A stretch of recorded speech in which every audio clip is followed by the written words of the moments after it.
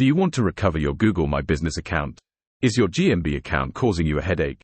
Fret not. Follow these 5 simple steps to get back on track and take charge of your online presence. Step 1. Stay calm and assess. First things first, don't panic. Take a deep breath and assess the situation. Understand why you lost access to your GMB account in the first place. Step 2. Contact Google Support. Reach out to Google's support team. They're here to help. Explain your situation and provide any relevant details. They can guide you through the recovery process. Step 3. Verify ownership. Verification is vital.